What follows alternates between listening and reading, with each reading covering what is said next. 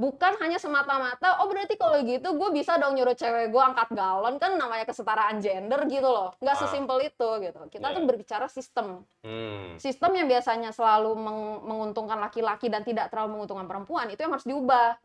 Bukan berarti dalam hal-hal kecil, kayak misalnya berarti, gue pernah dengar kok soalnya gue di sosial media apalagi. Gue pernah dengar ada orang tuh bilang, oh kalau gitu berarti kalau misalnya nanti gua nonjok cewek juga berarti gak boleh marah dong, ceweknya kan kesetaraan perempuan. Digituin. Iya. Ya sekarang terus masa pikiran lu masa langsung ngarahnya ke kekerasan sih? Iya, bener. Nggak sih, nonjok orang ya sama aja. Lu mau nonjok cewek, mau nonjok anak bayi ya sama aja, nggak boleh. Iya.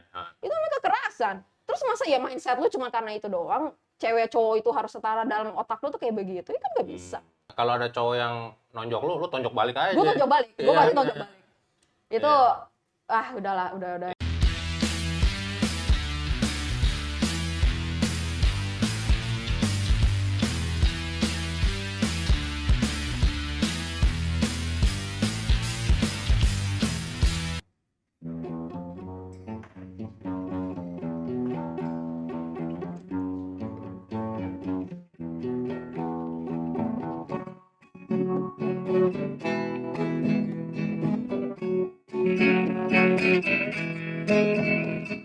Come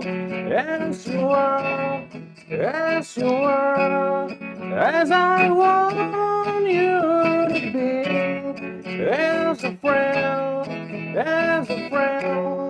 as I love you. Take your time, hurry up, just it's yours, don't delay. Take a chance, as a friend, as I love you. Jesslyn, oke. Jesslyn Meta. Thank you Jay udah datang ke sini. Thank you kok. Aduh, jadi udah lama sih ya kita kenal, dari lama, dari sejak lu kuliah 2000 berapa, 16 mungkin? dari 2016 ya, 4 tahun 3 tahun lah, lumayan. 4 tahun 3 tahun sampai sekarang kita masih sering nongkrong bareng ya. Bener. Lu lagi sibuk apa sekarang? Sekarang lagi sibuk fokus skripsi. Tapi sekarang juga jadi sambil bantu organisasi-organisasi gitu sih, jadi tim media biasanya rata-rata. Tapi ya kalau sekarang fokus organisasi sama kuliah dan organisasi, jangan ketuker. Oke. Jadi yang disebut pertama tadi kuliah ya, bukan organisasi ya.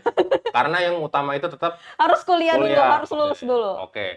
Nah, lu kuliah jurusan apa emang? Fashion, tata busana. Tata busana, berarti lu bisa desain baju ya? Bisa desain, jahit. Terus lu kuliah di? UNJ, Universitas Negeri Jakarta. Di UNJ. Nah, terus lu tadi bilang lu aktif di organisasi. Lu aktif di mana emang?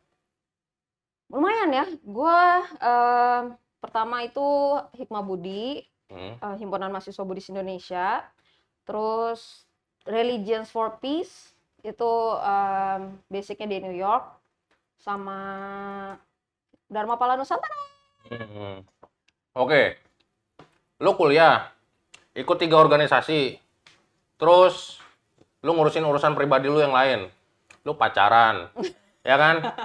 Terus belum lu ngurusin orang tua lu, keluarga lu, adik-adik lu, engkau lu. Lu bagi waktunya bagaimana? Sebenarnya bagi waktu kalau misalnya zaman-zaman sekarang ya karena pandemi, jadi mungkin lebih gampang karena semuanya harus serba online, khususnya kalau kayak meeting atau apa. Tapi kalau misalnya yang harus mengharuskan kita datang, gue sih biasanya ya tergantung seberapa memang, apakah di hari itu gue ada jadwal bentrokan atau enggak. Selama nggak bentrok, gue datang biasanya. Karena sebetulnya kan gue lihat sih jarang ya orang yang udah kuliah aja udah sibuk kan. Nah, tapi masih nyempetin lu aktif di luar, apalagi lu ada banyak banget tuh, lu ikut aktivitas di luar, organisasi ada banyak banget. Lu apa karena apa ya, emang hobi lu untuk bergaul sama orang? Atau lu nganggur nggak ada kerjaan sebetulnya? Atau lu emang apa ya? Ya atau apalah gitu, gue bingung juga sih, lu apa energi lu berlebihan gitu ya sampai ikut semuanya gitu. Gue kalau misalnya ditarik lebih jauh, kenapa gue begini, sebenarnya nggak jauh dari bokap kok. kalau misalnya boleh jujur, gua kalau dibandingkan sama bokap, itu justru bokap yang lebih aktif harusnya ya. Kalau secara stamina, secara semangat tuh sebenarnya bokap gue sangat terinspirasi dari bokap. Karena di saat gue lagi mager-mager, karena rumah kan gue di Cakung tuh.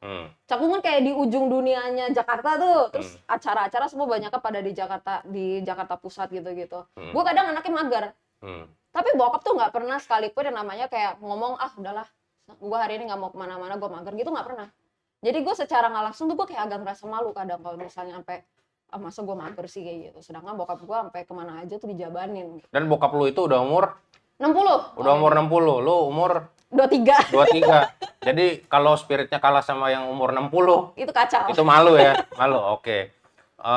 Berarti ini keturunan ya, memang ada gen apa namanya supaya aktif begitu ya dalam beraktivitas. Nah, tapi tadi yang dari organisasi yang lu sebutin ini kan nih, kan organisasi saya ada banyak macam ya, ada mungkin musik lah, kemudian seni atau olahraga. Nah, tapi ini gue lihat basicnya ini lebih ke keagamaan gitu loh, ya kan?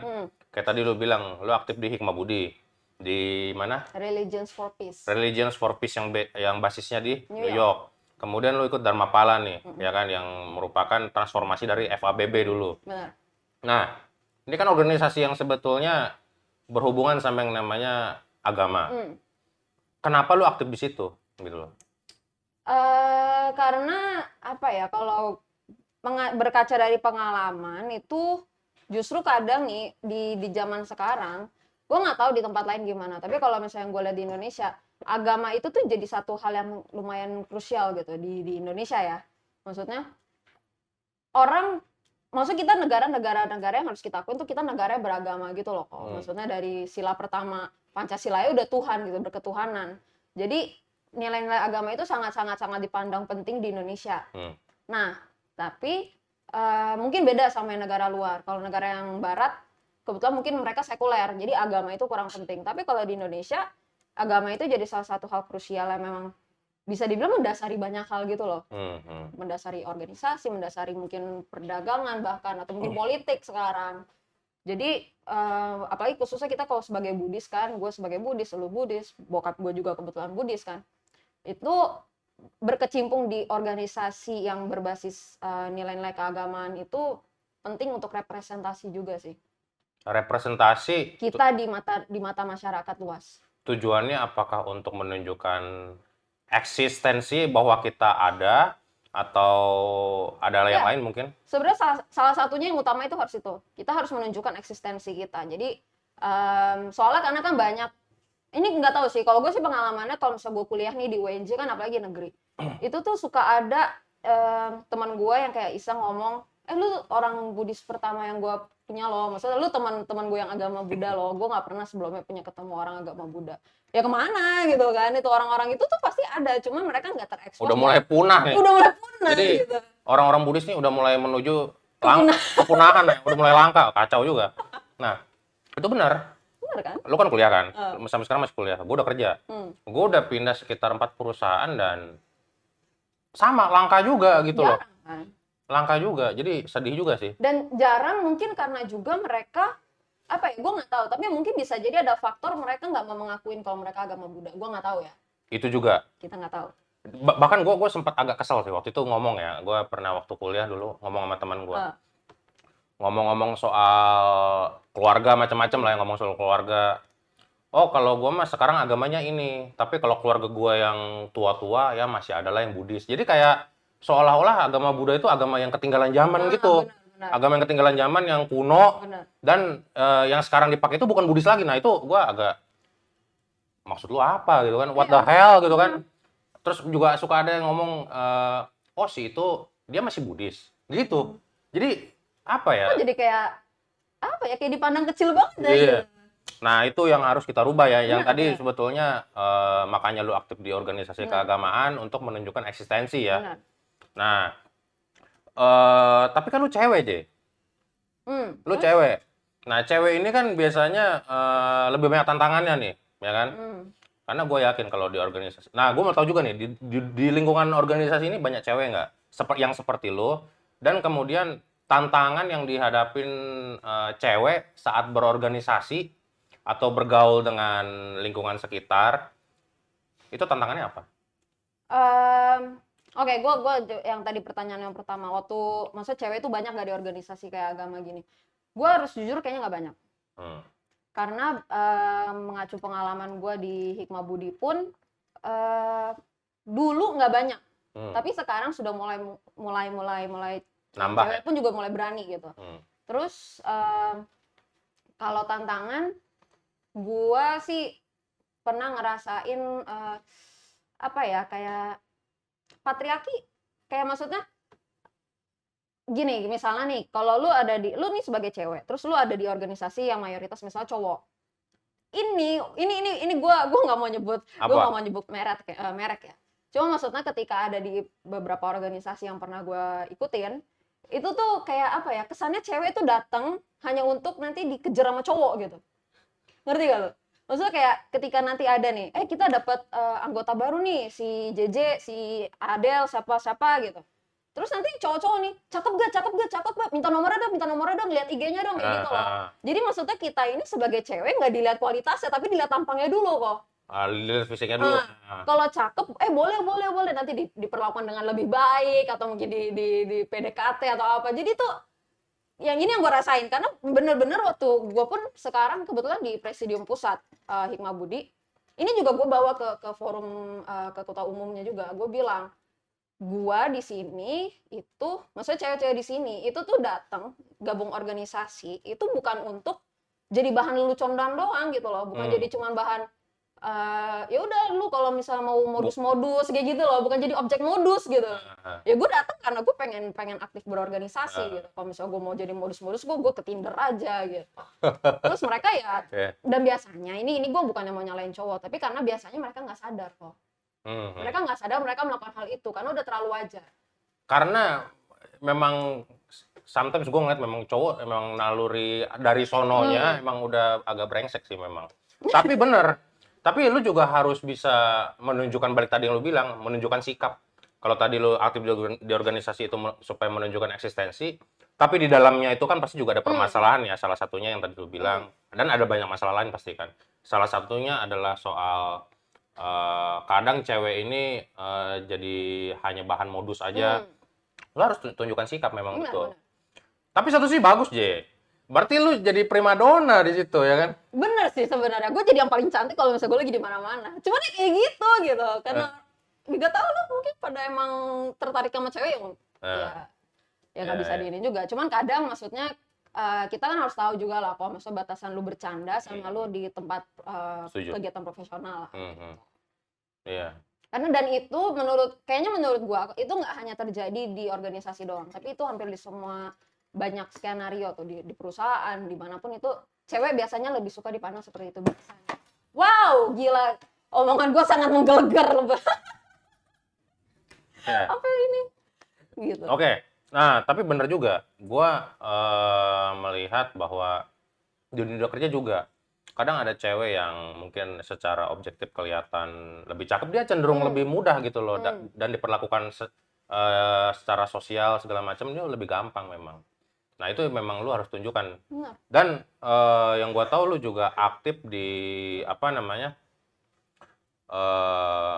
perwakilan perempuan Cipayung Plus ya. Jadi di situ ada tokoh-tokoh atau bukan tokoh ya, perwakilan wanita dari setiap organisasi agama, Buddha, Katolik, Kristen, Islam, Hindu. Betul. Nah itu lu yang mewakili Buddhis di situ ya, sebagai perwakilan wanita di situ. Nah itu sebenarnya wadah apa sih sebetulnya?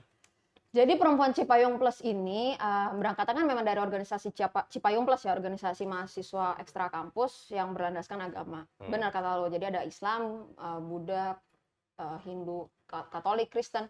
Itu ini bisa dibilang tuh kayak wadahnya yang kayak kalau dalam hierarki organisasinya ini tuh yang ketua-ketua perempuannya. Jadi kan kalau misalnya di organisasi Islam kan dia ada Kohati, dia pokoknya banyak lah organisasi Islamnya tapi yang versi ceweknya. Jadi kayak kalau di Buddhis mungkin Wandani gitu, WBI. Nah itu tuh di tingkat mahasiswa ada yang Kohati segala macam, dan gua masuk tetap jadi perwakilan Hikmah Budi, karena Hikmah Budi kan belum ada cabang untuk khusus perempuan. Dan gue masuk itu karena memang kalau di presidium pusat kebetulan yang paling tinggi ya gue gitu, maksudnya cewek di situ tuh. Lu ngejabat apa emang di Hikmah Budi? Kabit penelitian dan pengembangan, Litbang. Itu. Sedangkan yang lain ini biasanya tuh rata-rata mereka udah jadi ketua umum lah, ketua umum organisasi perempuannya gitu. Tapi itu menurut gue penting.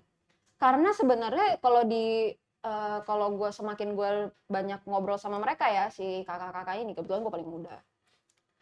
Mereka ini benar-benar kok, itu pemikirannya tuh kritis parah. Waktu itu pernah kita sama-sama diskusi soal Omnibus Law sama yang soal RUU PKS.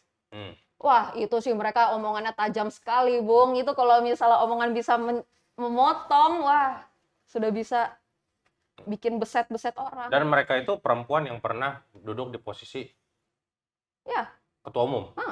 Ketua umum ininya ya, ketua umum Kohatinya, ketua umum organisasi yang bagian versi perempuannya.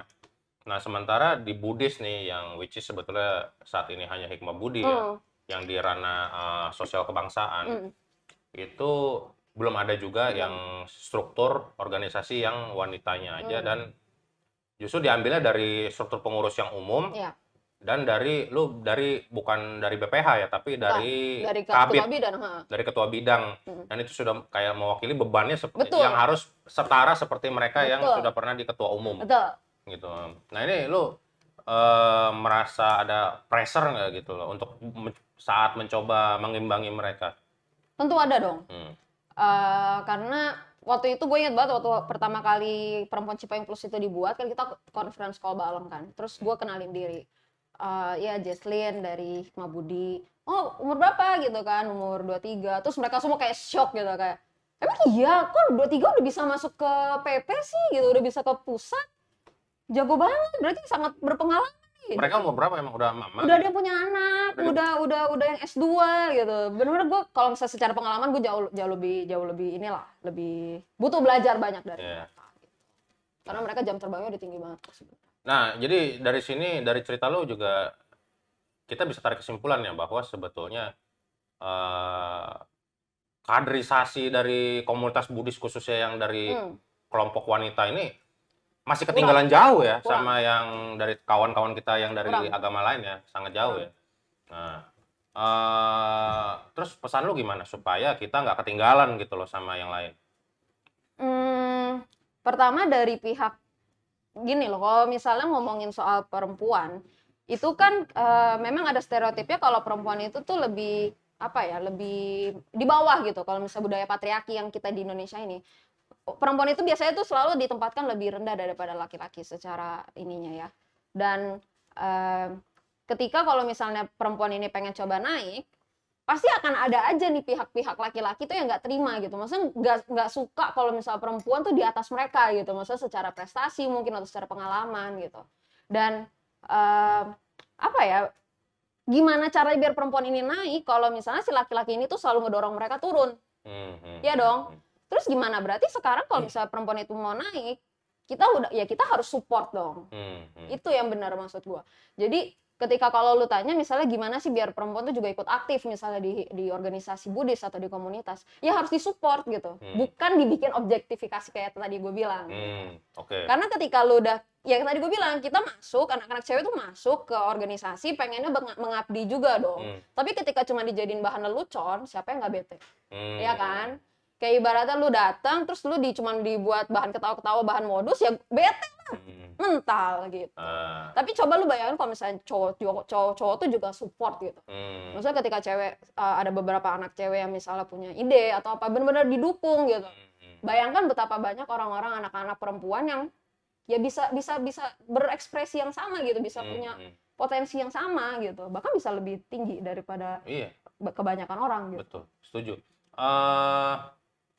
Tapi kan lu sampai sekarang masih aktif nih di 3 organisasi ini kan, sambil lu kuliah juga. Berarti dalam gua tangkapnya itu berarti 3 organisasi inilah yang sebetulnya masih cukup mensupport lu lah ya, secara psikologis, secara lingkungan dan lain sebagainya. Jadi tadi pesan lu itu adalah jangan mengkondisikan wanita itu hanya menjadi objek semata begitu loh, objek modus dan lain sebagainya. Ada lagi nggak pesan yang lain? Bagaimana kita sih bisa ningkatin kualitas perempuan-perempuan Buddhis gitu loh, supaya kita nggak ketinggalan sama yang kawan-kawan kita yang lain? Pertama mungkin ini khususnya juga buat cewek-ceweknya juga. Kalian nih yang pada nonton nih mungkin, itu kalian sendiri juga harus berani gitu. Jadi secara dari dalam diri kita sendiri itu juga harus ada yang namanya confident dong kok. Sekarang nih gue kasih perumpamaan. Cowok itu banyak yang jadi presiden kan dibandingkan cewek misalnya. Di seluruh dunia dari pasti lebih banyak cowok. Karena apa? Karena cowok tuh lebih punya apa ya? Lebih dikondisikan untuk menjadi orang yang confident gitu. Menjadi orang yang pede gitu. Terus sedangkan cewek kalau misalnya mereka misalnya punya prestasi, kecuali mereka benar-benar berprestasi banget, itu mereka baru diapresiasi. Tapi ketika mereka baru cuman mau menapaki jenjang-jenjang yang sama kayak cowok, biasanya tuh ada aja dari lingkungan luar ya. Gue nggak ngomong cuman gender, cuman lingkungan luar ataupun masyarakat tuh ada aja yang mungkin berusaha menurunkan mereka. Nah, jadi dari cewek sendiri kita itu juga harus jadi orang yang kuat gitu, yang tahan banting gitu. Yang tangguh gitu. Jangan sampai cuma karena omongan kayak lu ngapain sih, lu emang bisa angkat galon deh misalnya. Temen gue juga ada cewek bisa angkat galon. Kenapa harus cowok gitu? Maksudnya kenapa harus ada omongan cewek emang lemah misalnya gitu. Temen gue angkat galon sampai bolak-balik juga jago gitu. Artinya tadi harus berani, harus confidence, harus kritis juga, harus independen begitu ya. Jadi itu adalah bibit atau pondasi ya supaya perempuan Buddhis ini bisa maju juga gitu kan, dan setara dengan yang lain begitu. Apa namanya? Tapi kan kalau cewek itu biasanya ini gue bertanya sebagai lelaki pada umumnya ya. Nah, cewek itu nanti kan akan menikah nih, ya kan? Ini nggak hanya terjadi di dunia organisasi loh, tapi terjadi di dunia profesional juga, di dunia kerja. Biasanya kebanyakan kalau dari teman-teman kerja gue ini, saat mereka nikah nanti punya anak, mereka biasanya resign kalau kerja. Kalau di organisasi mungkin ada juga yang jadi nggak aktif gitu kan. Nah ini kan sebetulnya bukan pengaruh dari lingkungan pergaulannya, tapi memang alamiah dari sananya memang perempuan begitu. Nah, lu sendiri sebagai wanita yang kritis, apakah melihat ini sebagai penghambat? Kalaupun misalnya ini penghambat, bagaimana cara ngatasinnya gitu loh, supaya lu bisa tetap aktif? Mungkin kalau dari awal nih, kalau misalnya lu belum dalam fase udah nikah ya tetap harus cari cowok yang memang sepemikiran dong. Yang support ya? Yang support, benar. Kalau misalnya gue nggak disupport sama orang terdekat gue, gimana gue mau naik gitu. Iya. Dan kalau misalnya dari awal memang udah nggak disupport, lu ketika nikah, ketika punya anak ya udah hancur sudah. Iya. Jembatan yang udah lu coba buat seumur hidup lu tiba-tiba hancur cuma karena anak sama suami. Iya. Jadi dari awal pun ya emang harus ya gimana lah, maksud gue bukannya mau memvictimizing diri gue sendiri, bukannya mau bikin gue jadi kayak korban, tapi cewek itu memang biasanya lebih dipersulit lah jalannya itu loh. Kalau misalnya cowok cuma lempeng doang, cewek itu kadang harus ada kerikil-kerikilnya itu untuk mencapai satu tujuan yang sama. Gitu. Jadi ya kita harus kuat-kuatin diri juga. Berarti kalau gue simpulkan dari statement lu keseluruhan, nggak ada alasan sebetulnya ya? Nggak ada alasan. Lu walaupun cewek sekalipun ya apa namanya, itu semua tergantung dari diri lu gitu loh. Seberapa lu berani, confidence, seberapa lu punya tekad yang kuat gitu kan untuk kerana itu begitu. Kalau kata orang kok, di balik cowok sukses itu ada cewek hebat. Benar nggak? Di balik Barack Obama ada Michelle Obama. Ya tapi ya sama juga, di balik Michelle Obama ada Barack Obama dong. Itu yang nggak boleh kita lupakan gitu. Oke, itu bagus juga ya. Ya, jadi kadang quote-quote seperti itu mendiskreditkan cewek ya. Iya. Iya. Ya kalau misalnya emang cowok sukses karena ada ceweknya, cewek juga bisa sukses karena ada cowoknya dong. Ini gue bukannya merendahkan cowok, justru kan itu peran pentingnya seorang laki-laki dan perempuan kan di situ saling support. Oke. Terus yang gue tahu lu memang selain nggak cuma aktif nih di organisasi ya, tapi lu juga berprestasi, J. Nah, berprestasi beneran. Karena kan kita saling follow-followan IG ya. Jadi gue tahu lah kurang lebih aktivitas lu lah, keaktifan lu. Lu itu dulu pernah apa namanya dapat semacam ikut program pertukaran pelajar ya begitu. ke luar negeri dan bergaul dengan dari lembaga-lembaga agama dari luar negeri juga. Coba cerita dong mungkin pengalaman lu gitu loh. Jadi supaya yang nonton di sini juga tahu bahwa lu aktif di organisasi juga nggak melulu kerjanya cuman meeting aja, tapi juga banyak loh hal-hal seru dan manfaat yang didapat gitu. Oke, mungkin kalau ditarik tuh dari 2018 ya kok ya. Ini kayak pengalaman pertama gue kalau misalnya yang namanya interfaith. Jujur kalau misalnya waktu sebelum-sebelum itu biasanya hanya berkecimpung di dunia Buddhisnya doang. Tapi ini interfaith, jadi lintas agama itu waktu 2018. Jadi waktu itu kebetulan dia diundang untuk ikut ke Australia. Itu ikut program namanya Outstanding Youth for the World. Jadi dia bareng 10 anak-anak santri, terus sama 10 perwakilan lintas agama. Jadi cewek cowok. Gue kebetulan yang agama Budanya. Sama satu teman gue lagi, si Steven dari Gema Budi. Dan waktu itu di sana memang ditonjolin, nih loh Indonesia nih, maksudnya anak-anak Indonesia Itu acara di mana tuh? Itu waktu itu di Sydney. Di Sydney? Di Sydney selama 5 hari kita. Di Aussie ya? Di Aussie. Terus itu awal mulanya gue.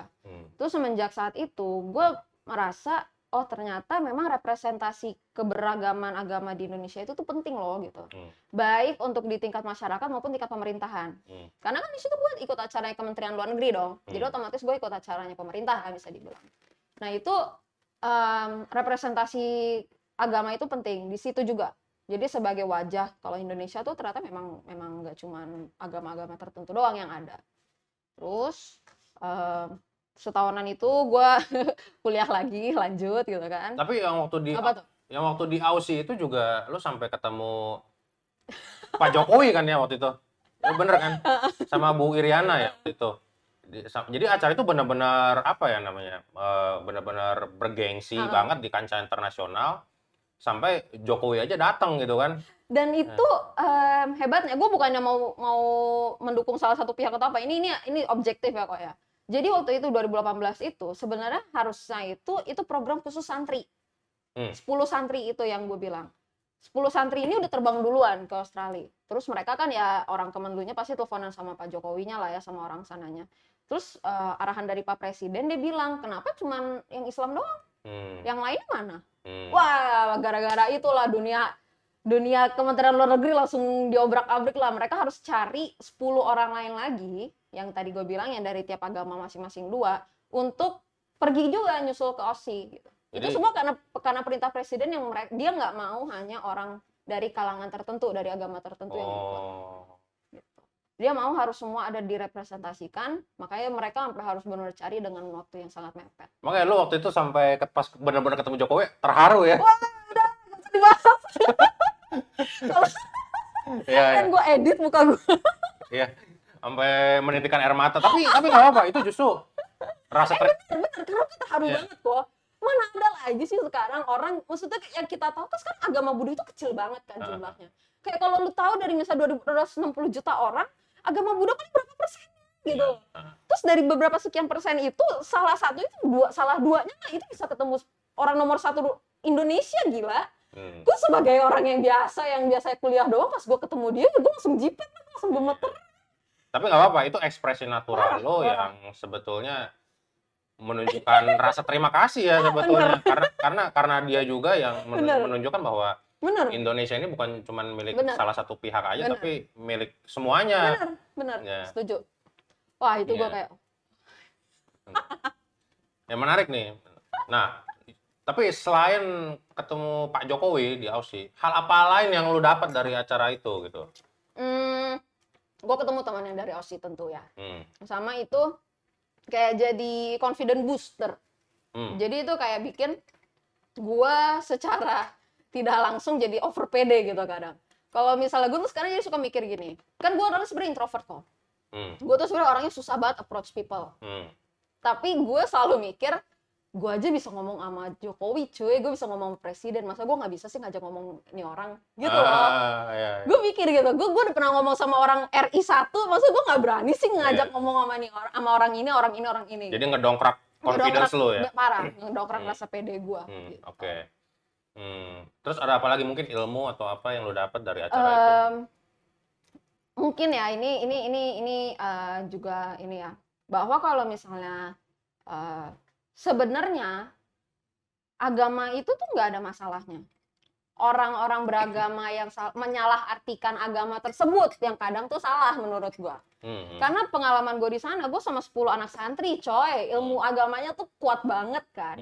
Dan mereka tuh malah justru turns out to be orang yang bener-bener paling ramah yang pernah gue lihat gitu. Mereka lebih muda dari gue dan mereka semua tuh bener-bener kayak nggak pernah nganggep gue karena apa nggak pernah nganggep gue beda gitu loh. Hanya karena gue agama lain, bisa gue agama Buddha, mereka Islam misalnya. Gue nggak pernah diperlakukan berbeda gitu. Yang ada justru mereka banyak belajar sama gue dan gue pun banyak belajar dari mereka. Itu yang menurut gue tuh bagus gitu. Maksudnya sebenarnya Indonesia tuh nggak sekacau itu loh gitu loh. Bukan yang apa yang image-nya itu kelihatan di jalan saling gontok-gontokan gitu. yang teriak-teriak, yang saling nyerang, yang saling apa bakar gitu. ban lah, ya mecahin kaca, bakar mobil polisi. Ya bukan itu lah intinya ya sebetulnya ya. Bukan. Yang ditanya tuh justru karena Kak, kenapa sih kok misalnya biksu botak gitu? Maksudnya pertanyaan-pertanyaan kecil yang memang ya kita juga mereka nggak tahu, mereka pasti nggak tahu gitu. Itu yang menurut gue justru ternyata nggak seburuk yang orang-orang sajikan gitu di media. Iya. Oke. Nah, ini menarik nih. Nah, terus dan pengalaman lu berorganisasi juga nggak cuma berhenti sampai situ ya. Maksudnya pengalaman Syukurnya organisasi sih, di internasional kan. Setelah dari Aussie lu malah lanjut terus ya. Ah. Malah semakin eksis di kancah internasional ya. Nah, ini cerita coba di mana? Iya, jadi waktu itu berarti skip 1 tahun setelah 2018, 2019 kebetulan dapet undangan dari Presidium Pusat ya, karena waktu itu 2018 gue udah bagian dari PP Hikmah Budi. Itu untuk ikut workshop yang diselenggarakan INEPCO, International Network of Engaged Buddhists. Jadi ini organisasi Buddhis di Thailand, acaranya di Taiwan. Acaranya workshop 2 minggu lah, 2 minggu di Taiwan. Di situ, wah itu lebih kacau lagi. Pematerinya dia aktivis perempuan Thailand, dan dia itu bisa dibilang kita harus ketemu Basi sama dia. Nanti kalau misalnya beliau bisa datang ke sini, wah itu kita harus banget dengerin ceritanya dia. Namanya Oiporn Kwan Kiau. Agak susah. Tapi lo hafal ya? Hafal. Karena dia ini perempuan dan dia ini aktif di bidang untuk pemberdayaan perempuan juga di Thailand. Jadi di Thailand itu kan ada ya banyak lah ya, maksudnya masyarakat kaum perempuan yang tidak berdaya lah istilahnya, dan dia ini suka kayak kasih motivasi, kasih training gitu. Dan dia juga menjelaskan secara rinci kenapa sih sebenarnya perempuan itu misalnya biasanya tuh selalu dipandang lebih rendah mungkin, atau misalnya kenapa sih sebagai perempuan yang udah tahu nih kita selalu dipandang rendah, kita harus justru melampaui ekspektasi orang-orang gitu. Itu sebenarnya bisa dibilang jadi justru spirit lo yang soal kesetaraan gender itu dari event ini ya. Oke, terus dan sejak itu gue benar-benar, makanya gue langsung mulai berani ngucapin apa yang gue pengen ngomongin itu gara-gara dia. Karena dia benar-benar memperjuangkan, bukan berarti nih, maksudnya kalau kita bilang kesetaraan gender kan orang bilang oh berarti cewek juga mulai sekarang boleh angkat galon dong, gak usah cowok mulu misalnya gitu ya. Ya beda gitu konsep kesetaraan perempuan yang biasanya kita para perempuan pengen, itu kan kesetaraan dalam hal gaji misalnya. Karena beberapa tempat ada cewek yang digaji lebih rendah daripada cowok. Karena alasan misalnya kita mens, misalnya kita cuti hamil, kita mens, kita apa. Jadi itu biasanya mempengaruhi gaji misalnya. Yang kita pengen itu cuma itu doang, misalnya akses terhadap gaji yang sama, terus akses terhadap pekerjaan-pekerjaan yang kita bisa lakukan, tapi dapat omongan negatif misalnya. Bukan hanya semata-mata, oh berarti kalau gitu gue bisa dong nyuruh cewek gue angkat galon, kan namanya kesetaraan gender gitu loh. Nggak sesimpel itu gitu. Kita tuh berbicara sistem. Sistem yang biasanya selalu menguntungkan laki-laki dan tidak terlalu menguntungkan perempuan, itu yang harus diubah. Bukan berarti dalam hal-hal kecil, kayak misalnya berarti, gue pernah dengar kok soalnya gue di sosial media apalagi. Gue pernah dengar ada orang tuh bilang, oh kalau gitu berarti kalau misalnya nanti gua nonjok cewek juga berarti gak boleh marah dong, ceweknya kan kesetaraan perempuan, digituin. Iya. Ya sekarang terus masa pikiran lu masa langsung ngarahnya ke kekerasan sih? Iya, bener. Nggak sih, nonjok orang ya sama aja, lu mau nonjok cewek, mau nonjok anak bayi ya sama aja, nggak boleh. Itu namanya kekerasan. Terus masa ya mindset lu cuma karena itu doang, cewek cowok itu harus setara dalam otak lu tuh kayak begitu, itu kan nggak bisa. Tuh. Itu maksud gue. Itu dan di workshop tersebut itu gue benar-benar diajarin untuk lu harus kritis membedakan hal-hal tersebut gitu. Lu ya nggak bisa gitu, nggak bisa disamain. Nonjok cewek oke, sama gaji setara itu beda gitu, udah beda-beda ranah gitu. Enggak, kalau ada cowok yang nonjok lu tonjok balik aja. Gue tonjok balik, gue pasti tonjok balik. Itu udahlah, udah kayak gitu lah. Ya apa, gue yakin nih kalau misalnya gue di kehidupan ini ya, gue terakhir sebagai cewek dan gue nonton apa mungkinnya rekaman ini ya, mungkin gue akan segalak lu juga mungkin, karena gue terinspirasi banget, jadi terbakar gue yang cowok aja kayak jadi apa ya, berasa oh iya juga ya gitu loh, ternyata cewek banyak juga yang hal yang nggak sadar ini tapi diperlakukan nggak adil gitu loh. Oke, ya moga-moga yang nonton nih jadi terinspirasi ya. Semoga ya, semoga ya. Terutama yang cewek ya, yang kaum perempuan. Nah, oh ya, lu nggak cuma selesai di Taiwan ya? Enggak. Banyak banget. Aduh. Next kemana? Ke bulan kali? Kemana? Sadu bulan. Terus berikutnya karena acara ini tersebut, mereka dapat undangan lah, maksudnya dapat kuota, maksudnya dia nawarin siapa yang mau ada acara untuk training jurnalisme lah, jurnalis training gitu ke Jerman untuk mengcover acara dari organisasi yang namanya Religions for Peace. Jadi mereka itu ngadain conference lintas agama terbesar, bisa bilang terbesar sedunia. Karena waktu itu yang pesertanya yang datang itu kurang lebih 900-an orang. Dari semua agama yang bisa lu bayangkan di Jerman waktu itu. Di Jerman. Di Lindau, di kota Lindau. Itu bahkan dari agama-agama yang nggak ada di Indonesia loh, maksudnya yang kayak Sikh, Bahai, terus gue lupa. Shinto apa? Iya ada bahkan yang agama yang Buddhis Jepang, Buddhis Myanmar, Buddhis mana gitu, itu ada semua. Dan itu gue jadi bagian tim media yang untuk anak-anak mudanya, youth media timnya. Jadi di situ ya udah gue rekaman, gue interview orang gitu. Kerja lu interview? Ya. Di situ. Apa yang lu dapat dari itu? Yang gue dapat bahwa memang agama itu bisa dijadiin antara entah itu senjata atau justru solusi kok. Dari sebuah permasalahan. Jadi ada masalah A, kita bisa menyelesaikan masalah tersebut ini bisa dalam kacamata agama. Karena kan kalau ngomongin agama kan itu udah ngomongin personal yang orang-orang percayai gitu loh. Kalau misalnya tapi juga agama itu juga bisa jadi bumerangnya gitu loh, bisa jadi senjatanya lah, bisa jadi senjata untuk memperparah keadaan ini, memperparah solusinya ini, memperparah masalahnya ini. Gitu. Itu yang gue dapat banget dari sana. Jadi mereka itu bahas, maksudnya kenapa sih misalnya kalau agama waktu itu mereka itu ngebahas soal, jadi ada kayak satu sesi khusus gitu tentang Myanmar sama Myanmar yang khusus yang Myanmar. Waktu itu kan Myanmar sama Bangladesh ya kalau gue nggak salah, yang soal Rohingya. Itu mereka dibahas di situ. Maksudnya mereka kayak ada pertemuan tertutup. Yang pokoknya mereka menjembatani permasalahan-permasalahan yang memang lagi happening banget. Dan mereka membicarakannya dalam konteks bisa nggak sih diselesaikan dengan cara dalam kacamata agama misalnya. Itu yang gue tangkap sih, itu oke banget. Oke, dan setelah itu sampai sekarang pun lo masih aktif di Indonesia ya, di forum lintas agama, bahkan di komunitas Budi sendiri, di Hikmah Budi, dan sekarang di Dharmapala. Apa namanya? Nah, spirit lo dalam aktif berorganisasi ini kan kayak yang tadi sempat dibahas di awal itu, ada pengaruh ya mungkin besar kecilnya dari bokap lo. Bokap lo ini Koyongki ya, gue terima kasih Koyongki. Nah, dia itu kan aktivis Buddhis kan. Nah, bahkan dari zaman dulu Budabar yang tadi lu cerita itu, beliau juga salah satu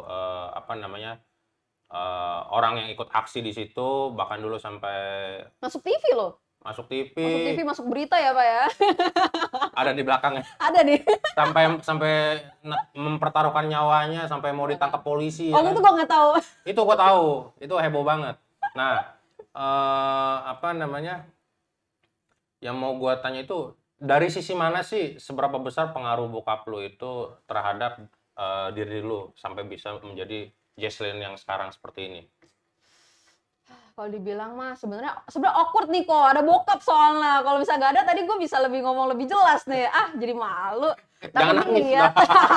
Lanjut. Nah, kalau gue harus akuin. Kalau misalnya bokap gue bukan Koyongki, gue kayaknya nggak mungkin seaktif ini deh. Gue nggak bakal bisa duduk semeja sama lu dan membicarakan hal ini. Karena dari dulu yang masalah Budabar, itu waktu itu gue masih SD atau awal SMP deh, masih kecil deh, pokoknya masih kecil. Itu gue udah mulai suka nimbrung-nimbrung omongan orang. Jadi dulu bokap tuh suka tiap malam Sinca, malam tahun baru Imlek itu, bokap tuh suka ngundangin teman-temannya dia buat makan bareng. Dan ternyata teman-temannya itu ya aktivis-aktivis tersebut gitu loh. Siapa aja? Mas Eko, Kok Kevin, Mas Ari, Kok Edi, semuanya lah. Pokoknya semua yang pernah ada di podcast lu nih, itu semua pernah di rumah gue membicarakan hal ini. Pendekar-pendekar Buddhis nih, parah. ngumpulnya di rumah lu. Di rumah gue, jadi kayak base camp gitu waduh. Terus ya kan mereka ngobrol kan seru banget nih, kayak bener-bener sampai wah gitu, diskusinya tuh seru banget. Dan gue yang anak-anak masih nggak tahu apa-apa ya, gue berusaha dengerin doang dong, kayak kepo lah, pengen cari perhatian kan. Gue dengerin aja, wah ini orang semangat banget gitu, ngomongin Budabar apa segala macam. Dan ya gue nggak tahu ya, mungkin itu bisa berpengaruh juga ke alam bawah sadar gue atau gimana. Ya cuman itu jadi yang ngebentuk gue kalau misalnya memang khususnya waktu itu Budabar ya. Karena bokap tuh bahkan buat ke gua sama koko gua aja tuh bokap jelasin gitu loh kenapa Budabar ini tuh bermasalah gitu. Dan kenapa bokap sama teman-temannya tuh getol banget gitu harus menutup Budabar ini. Dan ya secara nggak langsung kan ya itu selalu gua ingat gitu loh sampai sekarang gitu. Dan waktu itu sih gua ngeliatnya memang sosok bokap gue yang seperti itu, yang sampai masuk TV, yang sampai copotin palang namanya. Itu tuh orang yang keren gitu loh. Iya dong, maksudnya kayak gila bokapku masuk TV, ayah masuk TV misalnya gitu, ayah masuk koran misalnya. Itu gue sangat melihat beliau itu tuh keren banget di saat itu. Ya jadi panutan lu ya saat lu kecil dulu. Parah, itu jadi panutan gue. Dan semenjak gue beranjak dewasa, apalagi gue udah kenal hikmah budi dan segala macam, bokap tuh orang pertama yang selalu ngedorong gue. Ketika gue bilang, "Pak, diajakin masuk HB nih," ya udah gitu. Beliau nggak pernah nanya gitu, HB tuh ngapain, HB tuh baik atau buruk. Lo diajakin masuk HB kapan tuh, umur berapa? Waktu kuliah, kebetulan waktu kuliah. Tapi ya maksudnya bau-baunya udah ada dari SMA gitu kan. Terus ya itu maksud gue. Meskipun bokap nggak pernah jadi anggota Hikmah Budi, tapi spirit aktivisnya dia di ranah Budisme ini tuh sangat kuat gitu. Sehingga kalau misalnya memang anaknya pengen ikut terjun pun, itu nggak pernah ditanyain gitu, maksudnya nggak pernah sekalipun beliau tuh kayak meragukan gitu. Dia langsung ya udah sana ikut, kalau misalnya mau dianterin kemana ya papa anterin misalnya. Itu menurut gue tuh support sistem yang bagus tuh kayak begitu gitu. Dari orang tua ke anaknya. Iya, apa namanya, jadi sehingga lu bisa tumbuh dan berkembang seperti ini itu tidak terlepas dari peran bokap lu ya. Parah. Nah tapi pernah nggak ada kekhawatiran dari nyokap lu? Ini bokap lu nggak ada khawatirnya nih kan? Lu ada apa? Udah maju aja sikat gitu kan? Nyokap gue juga nggak pernah kok. Nyokap lu juga? Surprisingly juga nggak pernah. Oke, menarik nih. Jadi keluarga pemberontak semua. Bener. Oke. Jadi dari nyokap sendiri, mungkin nyokap udah belasan tahun waktu itu ya nikah sama bokap, ya udah tahu juga nih bokap gue orangnya seperti apa. Jadi ketika anaknya juga memutuskan untuk ikut terjun di hal yang sama, ya nyokap mungkin udah kayak ya sudahlah, memang papanya juga begitu gitu. Dan sama, paling nyokap tuh hanya cuma bilang kayak ya udah kalau misalnya gue jalan ngelongkrong misalnya, ya udah jangan malam-malam. Kalau misalnya bisa dijemput apa ya jemput, ya kayak gitu. Hanya hal-hal basic begitulah. Nyokap juga nggak pernah yang kayak mempertanyakan alasan gue ikut Hikmah Budi atau Dharma Pala atau apa gitu. Dan ketika gue pergi-pergi pun, maksudnya yang acara-acara tadi yang gue bilang, yang gue salut itu nyokap sama bokap itu tuh nggak pernah masalahin yang namanya dana kok. Gue kan sebagai anak kuliahan yang belum kerja waktu itu kan tentu sekarang juga belum kerja sih. Cuma maksudnya di saat-saat itu kan ya gue kan hanya masih bergantung sama orang tua dong. Dan uang segala keperluan gue tuh ya bisa dibilang waktu itu tuh gue disupport bokap sama nyokap. Dan mereka tuh nggak pernah sekalipun ngomong yang kayak aduh udahlah Jess, kayaknya kamu nggak usah pergi deh, papa nggak ada duit. Nggak pernah kayak begitu. Itu di saat itu tuh momen-momen seperti itu yang bikin gue tuh langsung kayak gila dah, bokap nyokap gue tuh orangnya total banget ya. Total banget gitu. Berani banget gitu, maksudnya nggak pernah neko-neko lah gitu. Kalau misalnya apapun untuk anaknya yang baik tuh mereka langsung setuju, selalu support. Dan bahkan bokap dan nyokap lu itu justru malah bangga kan dengan lu nggak cuma eksis di lingkungan kecil tapi sampai ranah internasional pun itu juga pembuktian bagi diri lo sendiri kan bahwa lo ini memang aktif di jalan yang benar gitu loh. Nah, memang apa namanya kalau kita berjuang dengan sungguh-sungguh ya, itu pasti memang hasilnya akan baik sendiri gitu kan. Nah, kemudian gue mau tanya agak sedikit nyebrang sih, tapi masih berhubungan ya tentang mungkin karena tadi lu bahas soal gender ya, lebih ke spesifik ke cewek. Gue mau nanya soal cewek zaman now nih. Cewek zaman now sama cewek zaman bahla, zaman dulu itu kan beda nih, ya kan? Apa namanya? Sementara dengan cewek zaman now yang sekarang maunya OOTD, kemudian apa ya namanya skin apa ya perawatannya begitu skincare gitu kan dengan pengaruh Korean drama dan lain sebagainya. Sementara lu punya spirit yang bisa dibilang cukup challenging buat cewek zaman now, di mana lu berharap supaya cewek-cewek Buddhis ini bisa aktif berorganisasi, harus berani unjuk gigi, harus kritis, harus progresif dan lain sebagainya. Itu kan secara nggak langsung menjadi tantangan tersendiri dari harapan lu terhadap kaum perempuan Buddhis, begitu. Nah, bagaimana lu bisa menjawab tantangan ini? Kalau gue sih prinsip sebenarnya ya jadilah apapun yang mau lu kejar gitu. Maksudnya ya be what you want to be gitu. Jadilah apapun yang emang lu mau jadi orang seperti apa gitu. Terserah. Asal memang harus emang apa ya maksud gue? Oke lah kita boleh tampil cantik, yang selalu peduli sama fashion atau apa. Tapi kita juga harus nggak boleh apatis gitu loh kok. Yang gue lihat karena ini bukan hanya cewek tapi di semua anak muda kalangan muda itu tuh lebih cenderung sekarang apatis gitu. Bahkan teman-teman terdekat gue sendiri aja ketika gue bahas politik yang receh-receh misalnya kayak misalnya oh hari ini lagi ada berita apa nggak ada yang nyambung karena bahkan kayak menteri aja mereka nggak tahu nama-nama menterinya sendiri gitu. Terus sampai gue tanya kamu kenapa sih pada ya apatis itu loh kok.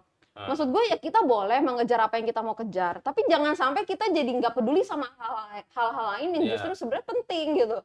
Masa lu nggak tahu nama menteri lu sendiri gitu, lu tinggal di mana gitu. Bener, lu boleh apa namanya kejar karir lu yang bagus. Lu boleh punya followers Instagram ratusan ribu gitu. Tapi apa namanya kondisi sosial, isu-isu yang terjadi, lu juga harus up to date gitu loh. Karena balik lagi Buddhis ini kan apa ya namanya agama sosial ya. Kalau boleh gue simpulkan agama sosial dan agama praktek gitu loh. Jadi kalau apatis itu tentu ya berseberangan dengan nilai Buddhis sebetulnya ya kan. Ketika lu menjadi apatis, lu menjadi pemutus rantai itu. Kalau misalnya nih namanya kita hidup bersosialisasi kan semuanya saling menyatu dong, saling berkaitan gitu. Ketika ada satu orang yang apatis memutuskan gak peduli, ya disitulah udah berhenti gitu. Semua perkembangan yang pernah ada tuh berhenti. Karena kayak semboyan kita semoga semua makhluk berbahagia. Itu kan semua berhubungan. Bagaimana kondisi sosial, politik, budaya, dan lain sebagainya itu. Dan itu mempengaruhi lu juga pada akhirnya gitu. Makanya kita harus tahu semuanya gitu kan. Jadi jangan pernah malas ya. Kita nggak perlu jadi ahli di bidang tersebut. Yang penting kita harus tahu dan kita peduli aja kalau ada sesuatu yang salah di hal-hal tersebut. Gitu. Udah, itu doang menurut gua. Oke. Ini menarik nih. Sebetulnya gua ada satu pertanyaan terakhir sih ini yang sebelum kita bubar ya.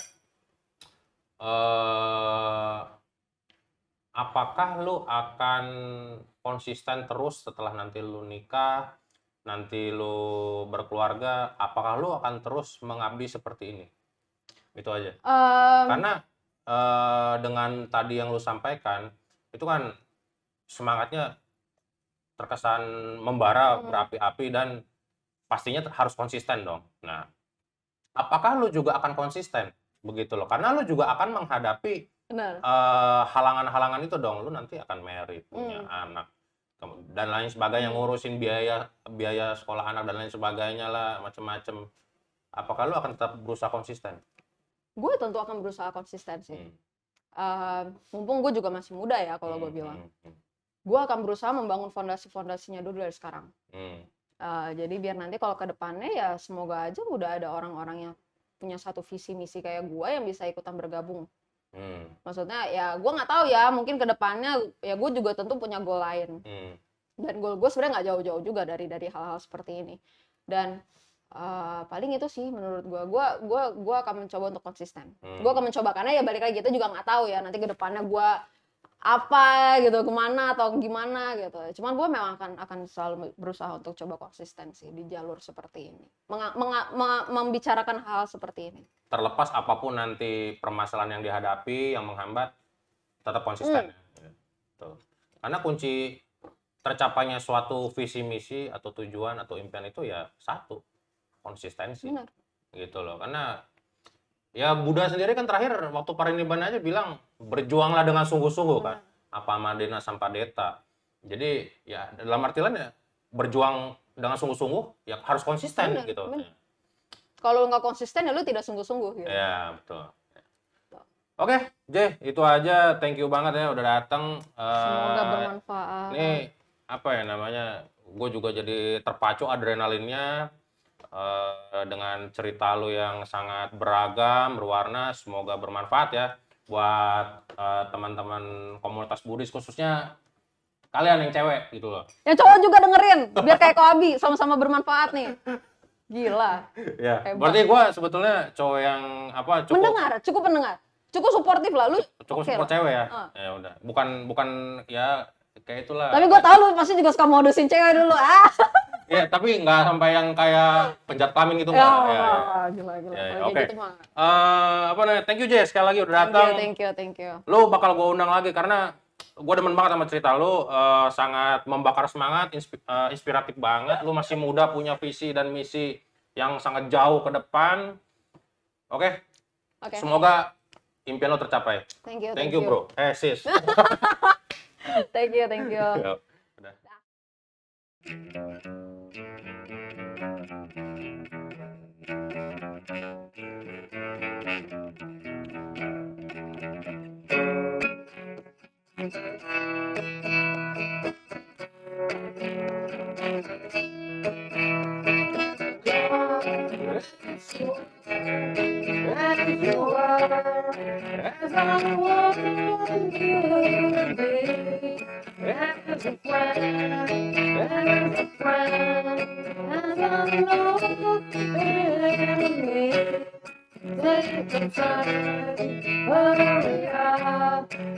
It's yours to anyway.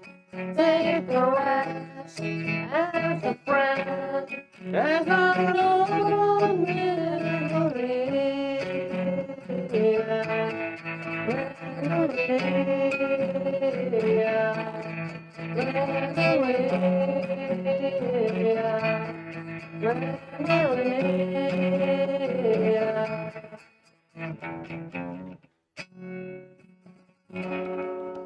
Sabar. Belum kita harus bahas dulu nih. Mulai nunggu kopi kan. Pertama, gue mau tau dulu biodata lu, Jay. Lu enggak, setelah kuliah aktivitas lu apa sih? Masih kuliah. Belum riset. Iya. Belum riset. Apa ya? Iya benar juga ya. Sibuknya lagi apa?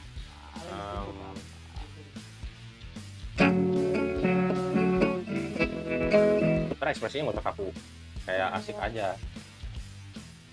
Maksudnya gue tuh kalau ngomong entah kenapa setiap orang yang mencoba screenshot gue, muka gue tuh jelek mulu. Kayak lu harus belajar komuk. Enggak weh, gue selalu kayak lagi Ekspresif berarti. Problem yang biasa dihadapin. Problem dulu berarti. Pokoknya nanti sahkan RUU PKS.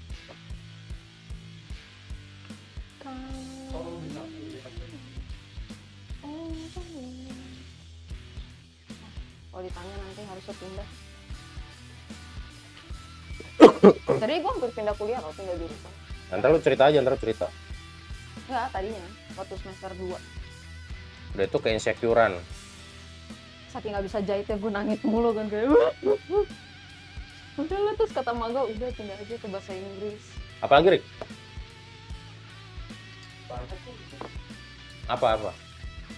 Kan lu yang sebetulnya enggak. Itulah. Yang dulu pernah mendekati pasti kan Anjay. banyak tanda tanya dong. Lu menggali apa-apa? Coba lu ingat masa-masa itu. Banyak. Apa-apa? Ya apa?